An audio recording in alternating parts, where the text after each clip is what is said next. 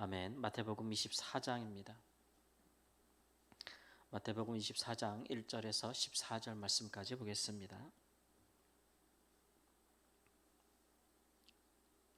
마태복음 24장 1절에서 14절 말씀까지. 1절 말씀. 예수께서 성전에서 나와서 가실 때 제자들이 성전 건물들을 가리켜 보이려고 나오니 대답하여 이르시되 너희가 이 모든 것을 보지 못하느냐? 내가 진실로 너희에게 이르노니 돌 하나도 돌 위에 남지 않고 다 무너뜨려지리라.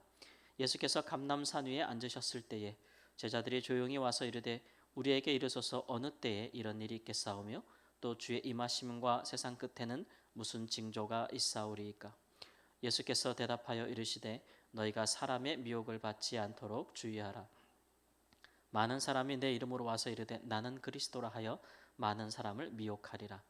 난리와 난리 소문을 듣겠으나 너희는 삼가 두려워하지 말라. 이런 일이 있어야 하되 아직 끝은 아니니라.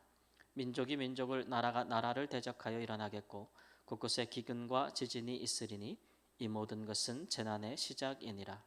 그때 사람들이 너희를 환난에 넘겨주겠으며 너희를 죽이리니 너희가 내 이름 때문에 모든 민족에게 미움을 받으리라.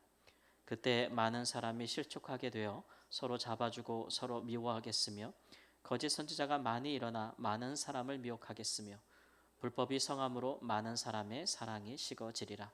그러나 끝까지 견디는 자는 구원을 얻으리라. 이 천국 복음이 모든 민족에게 증언되기 위하여 온 세상에 전파되리니 그제야 끝이 오리라. 아멘.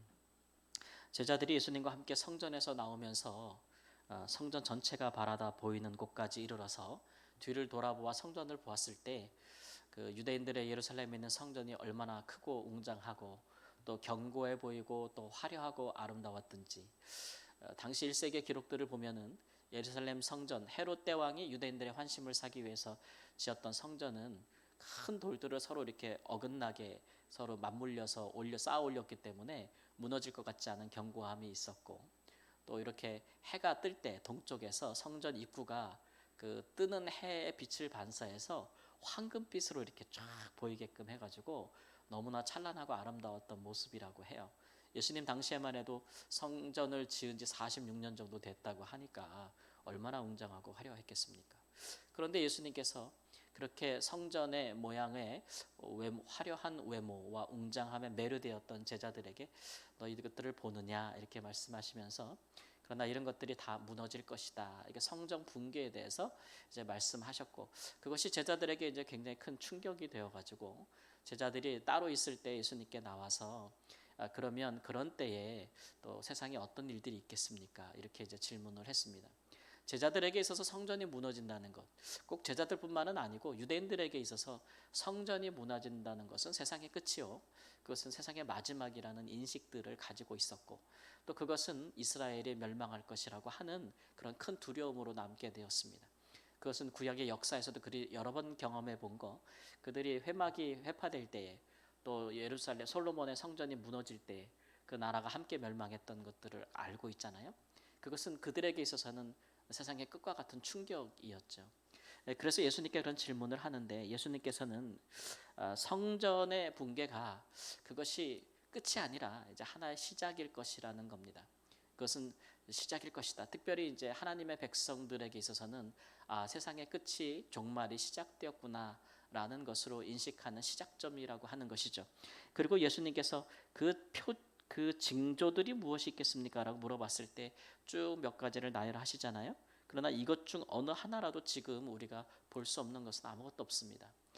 스스로 자칭 그리스도라고 하는 많은 사람이 일어나는 것, 그리고 전쟁과 기근이 끊이지 아니하는 것, 또 믿는 자들이 또 핍박을 받고 박해를 받고 환난을 당하는 것, 또 거짓 선자들이 많이 일어나서 사람들을 미혹하는 것, 불법이 성행하는 것, 이 모든 것들은 지금도 여전히 세계 곳곳에서 여러 군데서 일어나고 있는 징조들이기 때문에 우리는 예루살렘 성전이 붕괴하고 예수님께서 십자가에 돌아가시고 부활하신 이후로 세상의 종말은 예수님 말씀처럼 시작이 되었구나라는 것들을 알고 있는 것이죠. 그래서 우리 믿는 사람들은 이런 시간표를 가지고 삽니다. 지금이 우리가 종말의 시대를 살고 있는 것이고 예수님께서 말한 징조들이 다 이루어지고 있다라는 것이죠. 근데 여기서 그치는 것이 아니고 우리는 이제 그 이후를 항상 생각합니다.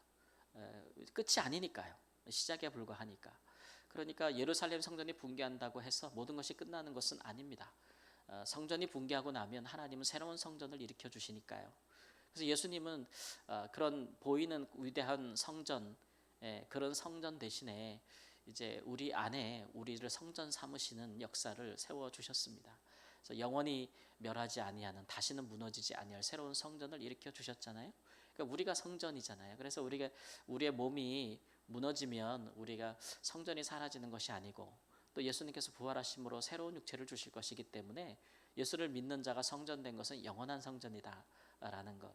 또 오늘 예수님 말씀에도 천국 복음이 모든 민족에게 증언되고 온 세상에 전파되리라. 그제야 끝이 오리라. 하나님의 백성들이 볼 때 이건 재난의 시작이 아닌가, 심판이 어떻게 예루살렘으로부터 시작이 되는가, 그런 일들에 대해서 절망을 하는 것이 아니고, 오히려 그런 일 때문에 믿는 자들이 전 세계로 흩어질 것이고 땅 끝까지 가게 될 것이고, 복음은 온 세상에 전파되어질 것이다.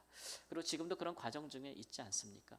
예수님은 이제 예수님의 시간표는 그것까지 바라보시고 계신 것이죠. 그러니까 우리가 본래 앞을 내다보거나 뭐 미래를 볼 수 있는 안목이나 이런 것들은 없지 않습니까? 그러니까 사람들이 그렇게 미신에 매달리고 점에 매달리고, 여름 되니까 또 그런 영화나 드라마가 또 더 많이 나오는 것 같아요. 전보고 뭐 그런 것들은 항상 천만을 찍더라고요, 우리나라는 어디 가든지. 그런데 우리는 예수님의 시간표를 갖고 사는 사람들이죠. 이런 모든 것들은 늘 있을 것이고 또 일어날 것이나, 그러나 그 이후에 또 소망에 관한 이야기들을 듣는 것입니다. 하나님 나라는 위축되지 않을 것이고, 하나님의 백성들은 모든 종류의 재난을 극복하게 될 것이고, 복음을 들고 땅끝까지 갈 것이고, 모든 민족에게 복음을 전하게 될 것이다 라는 그런 예수님의 말씀을 우리가 봤습니다. 오늘 이 본문에서 우리가 잠시 생각해 보는 것은, 제자들이 지금 방금 예루살렘 안에서 많은 일을 겪었거든요. 예수님과 함께 예수님의 마지막 일주일을 지금 보내고 있는데, 성전에서 성전의 지도자들이 얼마나 부패했는지를 보았습니다. 제사장들과 사두개인들과 바리새인들과 서기관들과 이렇게 성전을 맡은 자들이 얼마나 제사를 주관하고 말씀을 스스로 말씀에 대하여 선생이라 여기면서 얼마나 백성들을 살리지 못하고 괴롭히고 그것으로 정죄하고 죽이는지, 얼마나 그들의 정욕과 욕심에 사로잡혀 있는지, 성전이 그 성전된 기능을 하지 못하는 모습들을 많이 봤거든요. 그럼에도 불구하고 그들이 나오면서 뭐에 매료가 되냐면 성전의 그 웅장함과 화려함, 거기에 매료가 되고 매혹이 돼서 어떻게 이런 것들이 무너지겠는가, 이런 생각들을 갖게 되는 거죠. 이것도 또 하나의 미혹입니다. 그러니까 우리는 이런 예수님의 시각과 제자들의 시각이 너무 편차가 크다는 것을 우리가 잘 알아야 돼요. 사람의 속이 다 병들어도, 어떻게 보면 어떤 병들은, 중한 병들은, 사람을 죽음으로 몰고 가는 어떤 병들은 겉으로는 멀쩡히 보일 수가 있어요. 제가 이렇게 몸이 막 안 좋아가지고 심하게 걱정되고 두려울 때가 있었는데, 어떤 용한 의사 선생님을 만났더니 저보고 그러더라고요. 목사님 안 죽어요. 그래서 왜요? 그랬더니 이렇게 요란한 병은 안 죽어요. 그러더라고요. 죽는 병은 아주 소리 소문 없이 은밀하게 조용하게 온대요. 그래서 어느 순간인가 사람을 그냥 아무것도 아닌 것 같았는데 그렇게 가지, 목사님처럼 여기 아파 저기 아파 힘들어 죽겠어 막 이러면 안 죽습니다 이렇게 얘기하시더라고요. 굉장히 위로가 되던걸요. 예, 그렇습니다. 믿는 사람들은 이런 시각을 좀 볼 수 있어야 돼요. 우리는 세상에 예수님이 의사로 오셨다고 했는데 우리도 그런 사람들 아니에요? 세상을 분별하고 진단할 수 있는 사람들인데 보이는 것만 보지는 말자고요. 예수님의 시각으로 세상이, 교회가 얼마나 하나님 앞에 거룩한지, 또 하나님의 말씀을 따라 의롭게 교회가, 세상이 진행되어지고 하나님의 사람들이 그런 역할들을 하고 있는지, 이런 것을 기점으로 봐야지, 눈에 보이고 화려하고 또 외식적이고 또 위선적이고 허세와 허언과 그런 것으로 우리가 보고 판단하고 문제가 없을 거다, 아무 일 없을 거다, 평안할 거다 그러면 예수님 당시의 사람들과 다를 바가 없고, 또 성전의 부패함을 보면서도 이런 것이 왜 무너지겠는가 라고 하면서 아니란 마음을 가졌던 제자들과 다를 바가 없을 것입니다. 이런 것들이 바로 이제 잠자고 있는 것이고 깨어있지 못하다라는 말씀이겠죠. 우리는 이 시대에 깨어서 하나님께서 이 시대를 진단하시는 음성을 듣고, 또 예수님께서 경고하셨던 이런 일들이 여전히 우리 가운데 많이 일어나고 있음을 알아서 이것은 종말의 진행 중에 있고 이제 끝이 이를 수 있다라는 언제든지 그런 마음을 가지고 각성하고 깨어있는 마음으로 이 시간에도 기도하는 은혜가 있기를 우리 주 예수님의 이름으로 축원합니다.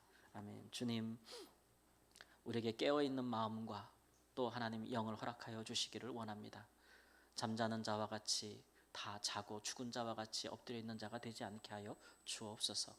하나님, 이 시대에 우리가 무엇을 기도하고 어떠한 모습으로 하나님 앞에 서야 할지를 깨달아 알게 하시고 모든 사람들이 좌절할 때에도 우리는 복음을 가지고 하나님 그리스도인으로서 전도자의 삶을 살 수 있도록 인도하여 주셔서 하나님 세상의 끝이 주님의 오심이 좌절과 절망과 하나님 아픔이 아니라 우리에게는 소망과 희망과 기대가 될 수 있도록 하나님 항상 우리의 삶의 주가 오시기를 하나님 열망하고 갈망하는 자의 삶을 살 수 있도록 주님 인도하여 주옵소서.